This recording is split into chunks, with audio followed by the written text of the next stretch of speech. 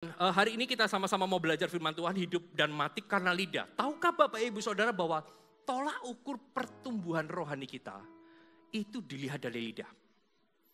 Tolak ukur pertumbuhan rohani kita itu dilihat dari perkataan kita. Kita nggak bisa menyebut diri kita ini rohani atau aku sudah bertumbuh rohani tetapi tidak bisa menjaga perkataan. Kita nggak bisa menyebut kita ini melayani Tuhan, hidup takut akan Tuhan, tetapi di dalam kehidupan kita sehari-hari ternyata lidah kita nggak bisa dikekang, perkataan kita menyakiti orang lain. Karena firman Tuhan jelas, di dalam Yakobus pasal yang pertama ayat yang ke-6 berkata begini, jikalau ada seorang menganggap dirinya beribadah, tetapi tidak mengekang lidahnya, ia menipu dirinya sendiri, maka sia-sialah ibadahnya. Kita boleh berkata bertumbuh secara rohani, tetapi jikalau kita nggak bisa kontrol perkataan kita, sekalipun kita punya banyak pengetahuan firman, sekalipun kita ini sudah melayani Tuhan tahunan, kalau kita nggak bisa menjaga perkataan kita, maka kita tidak sedang bertumbuh. Saya harus sampaikan firman Tuhan ini karena ini adalah sebuah nilai pengembalaan yang harus kita hidupi. Kita nggak boleh jadi orang yang cuma sekedar aku sudah menerima Tuhan Yesus selesai. Tanpa membangun apa-apa di dalam kehidupan kita. Kita harus membangun segala sesuatu sesuai dengan firman Tuhan. Kita nggak boleh berkata bahwa di sisi yang sini firman Tuhan aku taat, tapi di sisi yang sini aku nggak taat. Keseluruhan firman harus kita taati. Baik atau mungkin buruk keadaannya. Itu harus kita taati. Karena firman Tuhan berkata, jikalau ada seorang yang menganggap dirinya beribadah, kalau di dalam terjemahan bahasa Inggris, saya mendapat gini, if anyone thinks to be religious among you. Kalau kita menganggap diri kita ini orang yang religius, yang rohani, yang bertumbuh rohaninya, tapi kalau kita nggak bisa kekang lidah kita, maka kerohanian kita itu palsu. Kalau kita berkata bahwa aku ini orang yang sudah rohani, bertumbuh rohani. Tapi kita gak bisa jaga lidah kita. Firman Tuhan jelas berkata bahwa ia menipu dirinya sendiri. Berarti kita ngaku-ngaku. Ini firman Tuhan keras. Karena firman Tuhan ini bukan hanya kepada jemaat, tapi kepada saya. Saya hamba Tuhan. Kalau saya gak bisa jaga perkataan, berarti hamba Tuhan abal-abal. Hamba Tuhan yang palsu. Dan bukan hanya ia menipu dirinya sendiri, tetapi firman Tuhan juga berkata gini, maka sia-sialah ibadahnya, sia-sialah religiusnya, sia-sialah pertumbuhan rohaninya. Kita udah membangun ministry, setiap minggu melayani Tuhan. Tapi kalau kita gak bisa kekang lidah kita, apa yang kita bangun sia-sia. Bisakah kita disebut orang yang rohani? Gak bisa. Karena itu firman Tuhan. Kita bisa melihat dalam firman Tuhan ini bahwa ketika kita menganggap diri kita beribadah, bertumbuh, melakukan hal yang rohani tapi gak disertai dengan kemampuan kita mengekang lidah. Itu semua sia-sia. Artinya kita berkata sudah bertumbuh, ternyata belum bertumbuh. Kita gak bisa mengukur pertumbuhan kita dari apa yang kita rasa. Kita harus mengukur pertumbuhan kita dari apa yang Tuhan rasa di dalam kehidupan kita. Bukan kita rasa, tapi Tuhan rasa. Kita bisa mengaku, aku sudah bertumbuh, aku pelayan Tuhan, aku hamba Tuhan, wah aku sudah korban di mana-mana. Tapi kalau lidah kita nggak bisa dikekang, kita menipu diri sendiri. Kita cuma ngaku hamba Tuhan, tapi bukan hamba Tuhan. Kita cuma ngaku bertumbuh, tetapi belum bertumbuh. Kita perlu menyadari bahwa progres pertumbuhan rohani kita, step awal adalah kebenaran dalam bibir kita. Kebenaran dalam perkataan kita. Kalau kita nggak mulai dari sini, sia-sia semua. Sia-sia. Harus dimulai dari sini. Kalau perkataan kita sudah nggak sesuai dengan firman, maka apa yang kita bangun nggak ada gunanya. Nggak ada gunanya. Oh, saya khotbah seperti ini tajam, yes, karena saya pingin jemaatnya bertumbuh. Saya pingin saya sendiri bertumbuh. Saya nggak mau jadi hamba Tuhan abal-abal. Dan saya juga gak mau punya jemaat Tuhan yang abal-abal juga. Makanya nilainya harus disampaikan. Supaya keluar dari tempat ini, kita semua apa yang pun yang kita bangun, itu semua jadi. Karena dimulai dari perkataan yang setuju, katakan amin. Orang yang dalam kesehariannya suka bicarakan kelemahan orang lain, keburukan orang lain, maka orang lain juga akan membicarakan hal yang sama kepadanya. Jadi kalau kita bicarakan keburukan orang lain, kelemahan orang lain kepada orang lain, tinggal tunggu waktu, kelemahan kita akan dibicarakan juga sama orang lain. Perkataan kita yang kita keluarkan buat menjatuhkan orang lain, itu bukan cuma buat orang lain, akan kembali kepada kita. Kita pun juga akan dijatuhkan Tuhan. Ganti pemulihan nama baik. 1 Petrus 3 ayat 10 dikatakan begini, Pak. Siapa yang mau mencintai hidup dan mau melihat hari-hari baik, ia harus menjaga lidahnya terhadap yang jahat dan bibirnya terhadap ucapan-ucapan yang menipu. Dikatakan siapa yang mau mencintai hidup dan mau melihat hari-hari baik.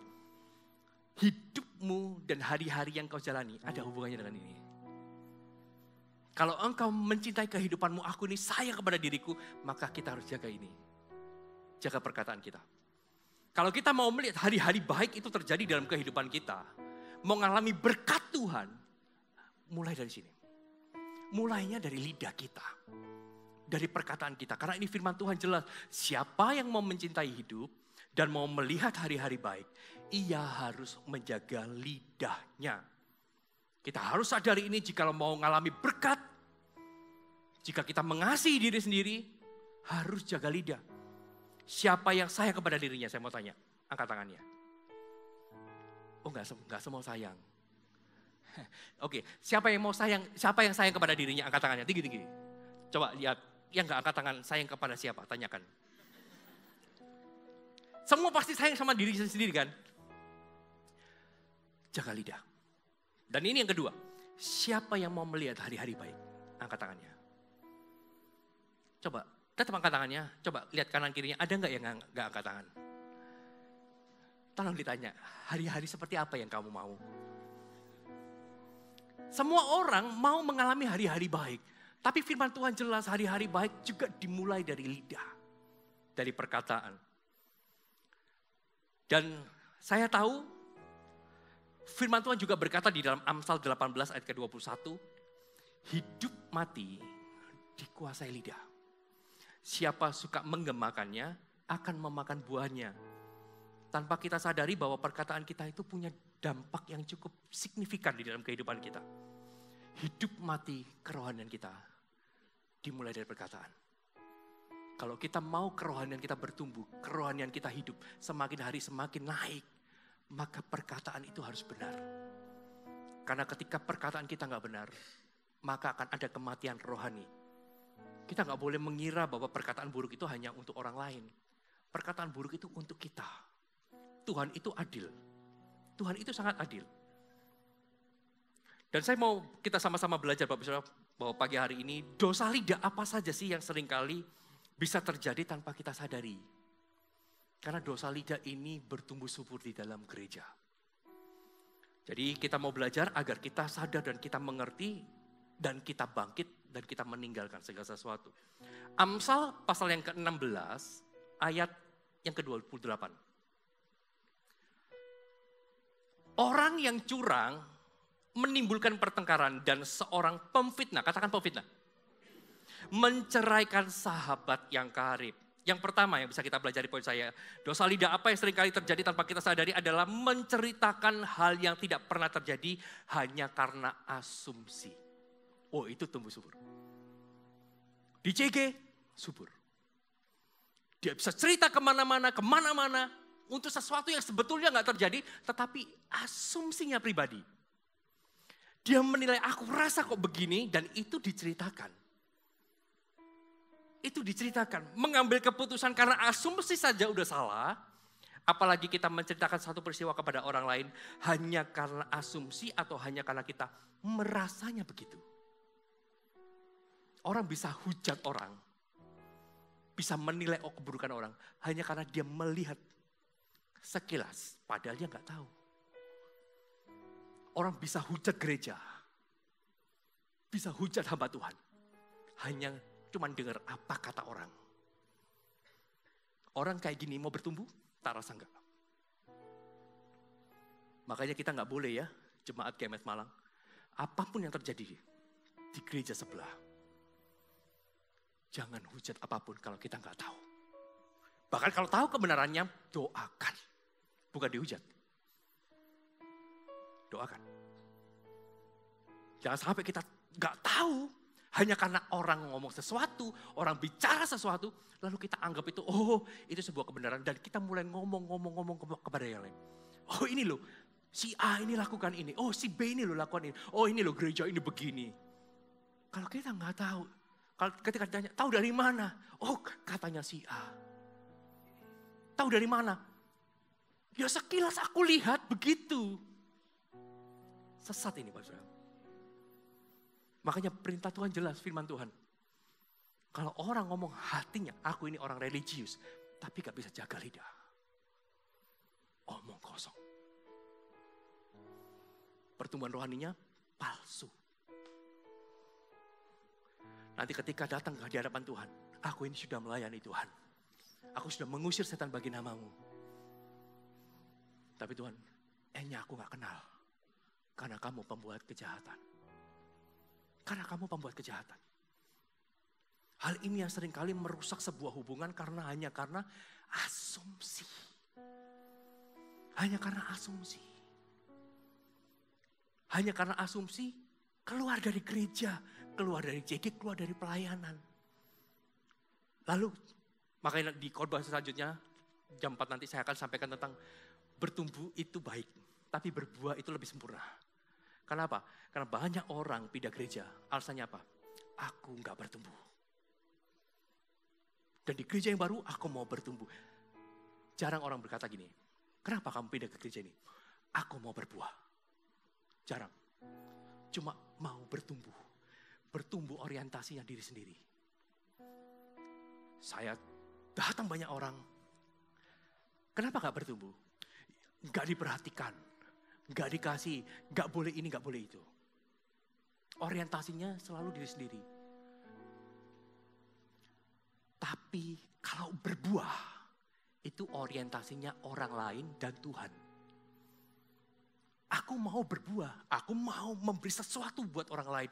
Aku mau melakukan sesuatu yang lebih lagi buat Tuhan, itu berbuah. Bukan cuma bertumbuh itu kita dan kita. Tapi berbuah itu Tuhan dan orang lain. Bertumbuh baik, tapi berbuah itu jauh lebih sempurna. Dan asumsi ini yang seringkali merusak sebuah hubungan. Banyak orang keluar hanya karena dia asumsi. Asumsi. Beda cerita kalau dia memang tahu kebenaran dan dia memutuskan untuk aku mau bertumbuh. Tapi nggak boleh berhenti di bertumbuh. Karena bertumbuh itu kan selalu bicara tentang aku maunya begini. Tapi berbuah itu tentang Tuhan. Melakukan kehendak Tuhan. Tapi yang saya maksud di sini, sekalipun kita tahu kebenaran, kita nggak boleh ucapkan perkataan itu. Kunci saja. Lepaskan berkat. Lepaskan berkat. Karena ketika kita merasa bahwa hakimi orang, menilai orang lain, sekalipun kita mungkin secara mata lebih rohani, tapi nggak lebih baik. Secara mata lebih rohani, tapi nggak lebih baik. Kenapa? Karena omongannya sampai mana-mana. Omongannya sampai mana-mana. Asumsi itu dikembangkan dari apa sih? Asumsi itu dari sifat curiga. Dari sebuah kecurigaan, ketidakpercayaan, ketidakpuasan. Sehingga muncul pikiran-pikiran negatif. Dan celakanya, hal yang nggak berdasar diceritakan kepada orang lain. Asumsi negatifnya, pikiran negatifnya diceritakan itu kepada orang lain sebagai kebenaran. Wah itu silakan. Sekalipun dia hamba Tuhan. Tuhan bilang, sekalipun kamu religius. Tapi kalau kamu gak jaga lidah. Sia-sia apa yang kita bangun. Sia-sia semuanya. Kalau Bapak bisa mau membangun sesuatu. Dan itu nilainya gagal. Di sini startnya. Di sini mulainya. Siapa yang merusak nama baik seseorang karena asumsi. Maka Tuhan juga akan merusak namanya sebagai ganti pemulihan. Tuhan akan pakai itu. Lalu yang kedua, dosa lidah apa saja yang seringkali bisa terjadi tanpa kita sadari. Ini semua blind spot ya. Kita bisa ngomong apapun tanpa kita sadari. Makanya Biarkan firman Tuhan ini mengingatkan kita dan mengingatkan saya juga sebagai hamba Tuhan. Yang kedua, apa sih dosa lidah apa sih? Menceritakan persoalan orang lain kepada orang yang gak seharusnya tahu dan gak punya kepentingan. Gosip. Menceritakan persoalan orang lain kepada orang yang gak harus tahu dan gak punya kepentingan di masalah itu. Karena biasanya lidah tak bertulang, Pak, keperucut. Nah itu kan bahasanya, supaya apa? Supaya dianggap biasa. Enggak bisa Pak Bisa. Sebelum keperucut, jagalah itu. Peristiwanya mungkin ada. Peristiwanya mungkin terjadi. Tapi ketika kita menceritakan hal itu kepada orang yang gak perlu tahu, dan gak ada kepentingan di dalamnya, maka itu akan jadi gosip. Orang yang suka gosip adalah orang yang punya pemufakatan yang jahat untuk menjatuhkan orang lain. Ini gosip. Sekalipun mungkin, oh itu memang benar, nyata. Tapi kalau kita kasih tahu kepada orang yang gak harusnya tahu, itu namanya gosip. Gosip itu tumbuh subur di dalam gereja Bapak Isa. Gak cuma di dalam kehidupan ibu-ibu rumah tangga, PKK, arisan, dan emak-emak. Tapi di dalam gereja. Makanya kita harus tanam nilai ini. Gak boleh ada gosip. Kalaupun itu memang benar, kita gak perlu apa-apa, gak perlu ngomong apa-apa kalau itu bukan kepentingan kita. Kalau kita ngomong ke atas pemimpin, supaya pemimpin bisa memulihkan, itu baik. Tapi kalau udah ke kanan, ke kiri, ke bawah apalagi, itu pemufakatan jahat namanya. Dan ini yang luar biasa, bahwa orang yang suka gosip gak sadar bahwa dia sedang gosip. Betul gak? Iya Pak, iya. Dia ngomong gini, gak sadar dia sedang gosip. Dia merasa bahwa apa yang dia lakukan itu benar. Dia kan salah. Ya sekalipun dia salah kan kita gak diminta jadi corong untuk supaya orang tahu. Nah orang gosip itu biasanya gak sadar kalau dia digosip. Itu luar biasa. Makanya perlu firman Tuhan mengingatkan dan menyadarkan. Orang yang suka gosip adalah orang yang merasa dirinya lebih baik dengan menceritakan keburukan orang lain. Itu gosip. Pak, gimana saya tahu kalau itu gosip atau bukan? Saya kasih rumusnya ya Pak Bisa. Think before you speak. Sebelum bicara, pikirkan dulu. Apa yang perlu dipikirkan? Apakah itu benar? Itu perlu Anda pikirkan. Itu benar gak sih? Tapi kalau seandainya itu benar gitu ya, jangan langsung diceritakan juga. Ada yang kedua, apakah itu membantu orang tersebut untuk pulih? Atau justru menghancurkan? Kalau itu gak membantu untuk pemulihan, jangan diucapkan. Lalu yang ketiga apa? Apakah dengan engkau bicara, apakah itu menginspirasi? Kalau itu gak menginspirasi, lebih baik orang gak usah tahu. Kalau itu dengan Anda ceritakan kejadian itu, terus orang itu, weh luar biasa orang ini, menginspirasi dia mau jadi hidup seperti orang itu. Anda perlu ceritakan, itu kesaksian namanya. Kan gak ada, orang itu loh jatuh. Begitu orang diceritain, orang itu jatuh dalam dosa. Oh dia pelayanannya segudang loh, itu jatuh. Orang dengar gitu, weh luar biasa, aku mau jadi kayak dia. Kan gak mungkin. Tapi kan justru, weh pelayan Tuhan jatuh. Gak menginspirasi, jangan diceritakan. Itu yang perlu kita pikirkan, think before speak. Apakah itu benar, apakah itu membantu, apakah itu menginspirasi. Dan yang berikutnya, apakah itu perlu diceritakan. Tapi biasanya orang gosip gak sadar itu perlu apa enggak. Dia hanya tahu sadar bahwa aku perlu mengeluarkan kata-kata ini. 25.000, 40, 50.000 kata-kata. Yang penting aku puas, sudah selesai. Makanya, apakah itu perlu dikatakan?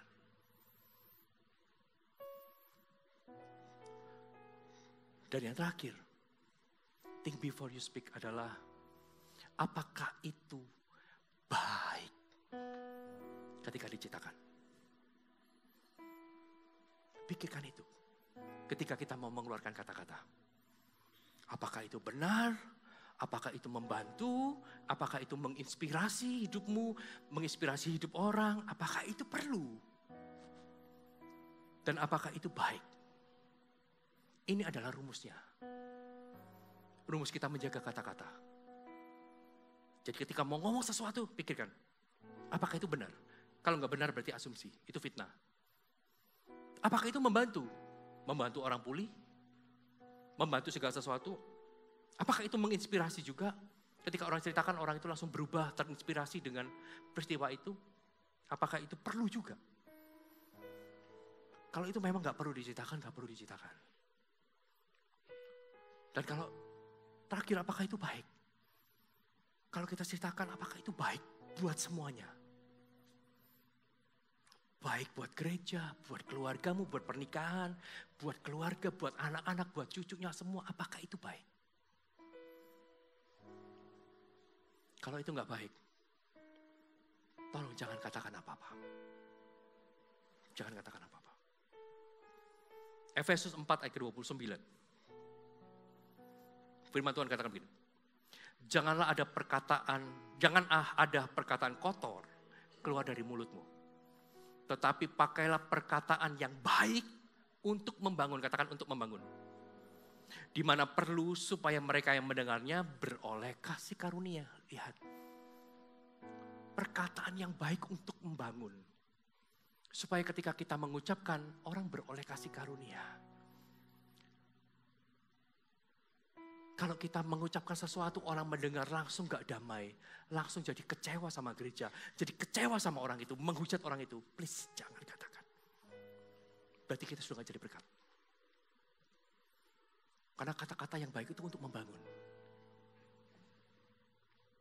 Kalau kata-kata kita sudah gak membangun, dengan apa Tuhan mau membangun kita?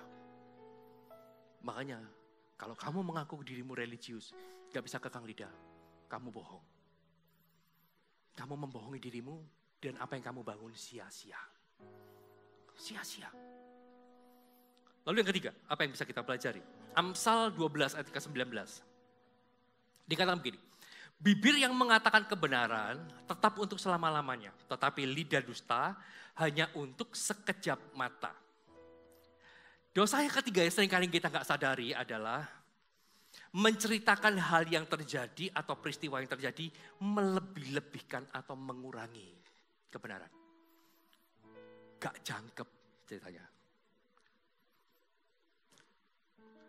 Loh Pak, kan kejadiannya ada. Tapi kalau kita kurangi, orang itu bisa berpikir berbeda Pak Saudara. Kalau kita tambah-tambahi, orang juga berpikirnya akan berbeda. Peristiwanya mungkin ada. Tapi dilebih-lebihkan, dikurangi kebenarannya. Orang yang begini ini cuma satu saya tahu. Mau ngambil simpati. Mau ngambil simpati orang lain. Orang yang gak bisa menjaga lidahnya melakukan seperti ini akan mengkamiri orang lain. Ia akan menjerumuskan orang lain untuk berpikir negatif dan mengambil keputusan yang salah. Makanya perkataan kita itu akan kembali ke kita. Bukan cuma orang lain.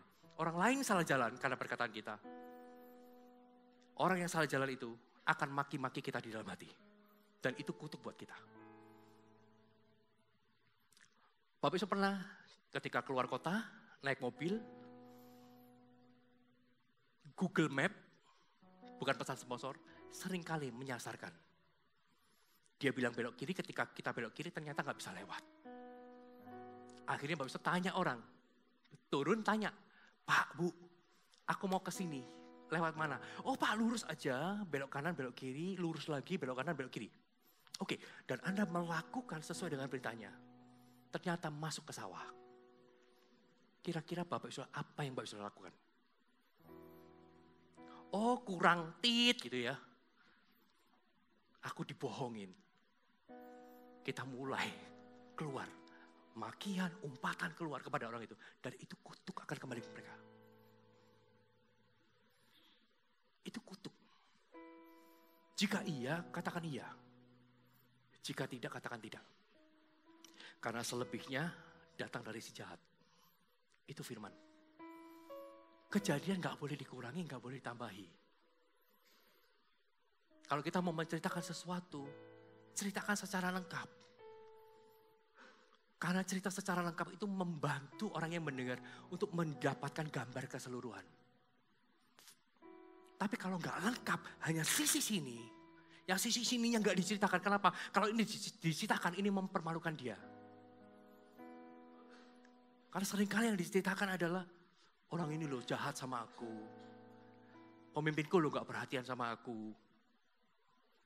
Aku loh gak pernah didatangi. Oh gitu ya, yang mendengar akan merasa bahwa pemimpinnya ini gak bertanggung jawab. Padahal ketika ditemukan, gak pernah diperhatikan. Loh setiap hari tak WA, setiap hari tak datangi, tapi aku gak pernah dibukai.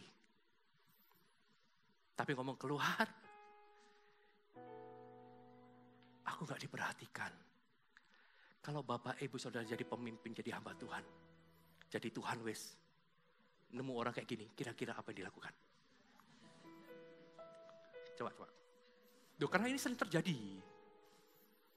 Sudah dikasih perhatian, tapi ngakunya belum dikasih perhatian. Gak diperhatikan. Kira-kira apa yang mau dilakukan kalau Bapak sudah jadi Tuhan? Gak usah dijawab.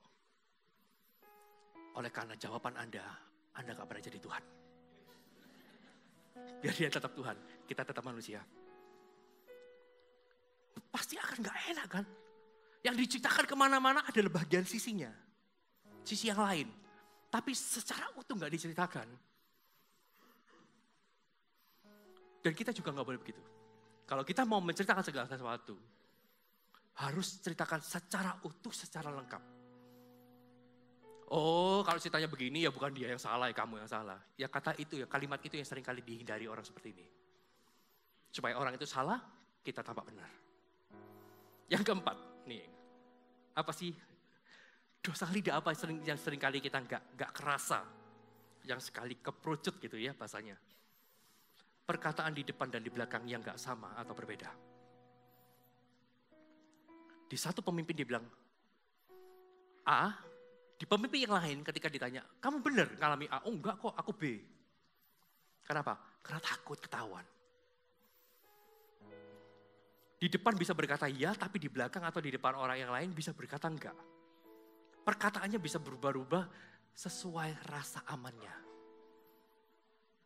Kalau aku nyaman di ini, aku ya bilang A, apa adanya. Tapi begitu pemimpin yang lain tanya, apakah kamu ini? Oh enggak. Oh enggak, itu bohong itu. Wah itu kan bahaya. Iya. Seringkali ini juga terjadi.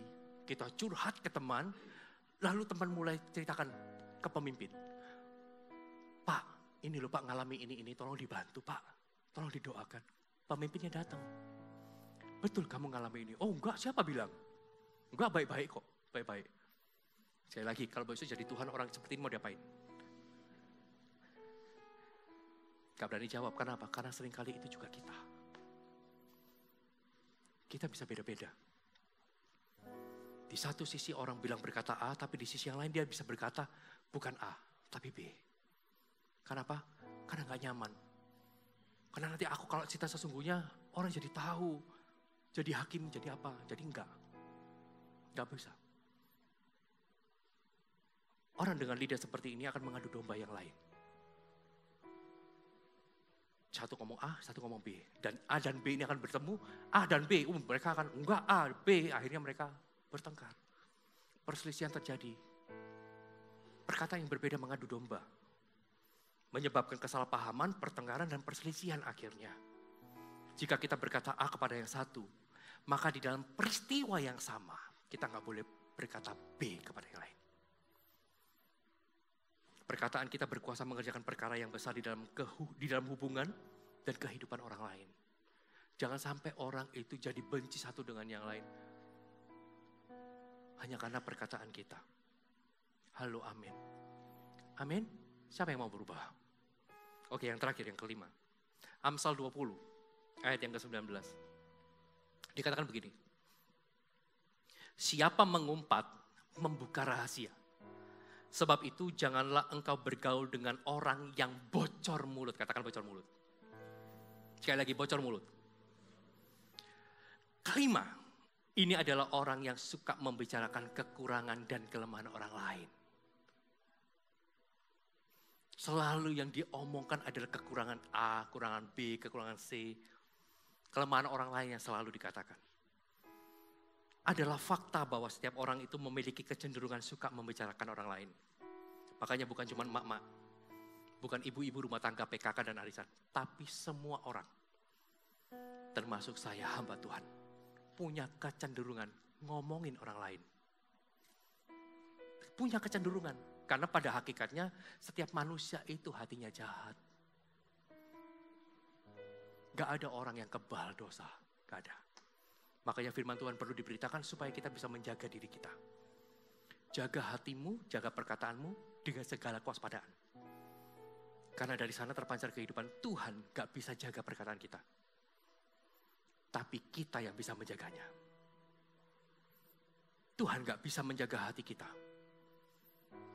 Kita yang bisa menjaga hati kita. Suka membicarakan kekurangan atau kelemahan orang lain. Orang yang membicarakan kelemahan orang lain tak pernah kehabisan kata-kata biasanya. Betul nggak? Betul nggak? Nggak berani bilang betul. Saya percaya di sini nggak ada yang bicarakan kelemahan orang lain.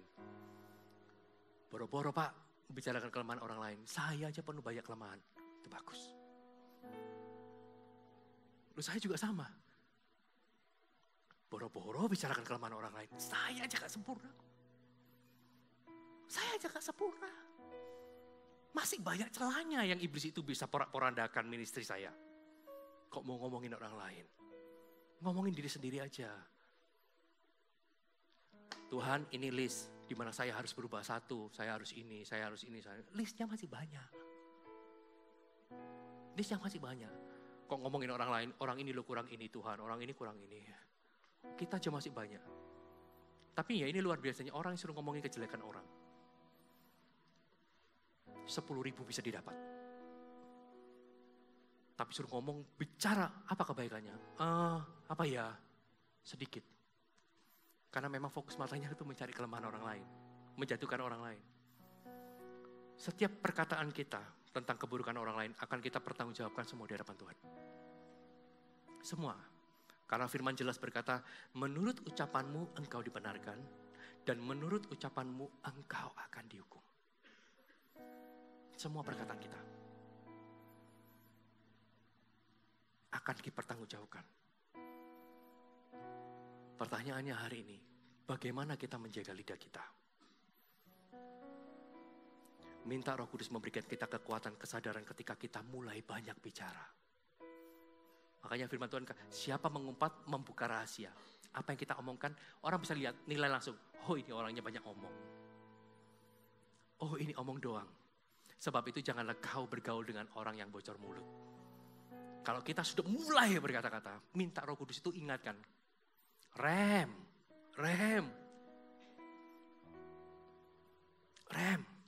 Stop. Minta Roh Kudus ingatkan. Tapi kalau Roh Kudus ingatkan, stop, jangan bicara itu. Jangan gaspol Bapak Saudara. Nanggung Tuhan. Kurang sakcrit. Nanggung. Jangan Bapak Saudara. Nanggung kita itu sakcrit, tapi itu keburukan orang lain banyak banget. Udah stop, jangan bicara. Sekalian mandi sekalian. Oh jangan. Minta Roh Kudus itu ingatkan, memberi kita kekuatan kesadaran ketika mulai banyak bicara. Dan izinkan pemimpin rohani itu terus membangun hidupmu. Melalui nasihat, teguran, dan arahan. Kita gak boleh berhenti bertumbuh. Kalau hari ini kita sudah melayani Tuhan, sudah beribadah, sudah terima Yesus, jadilah lebih dari pemenang melalui apa?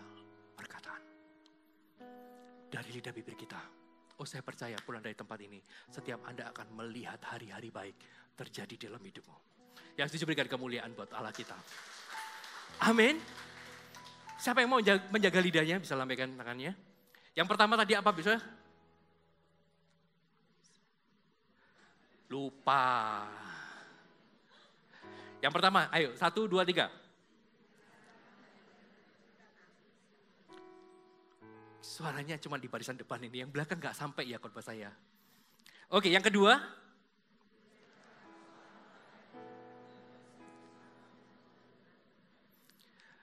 Yang ketiga.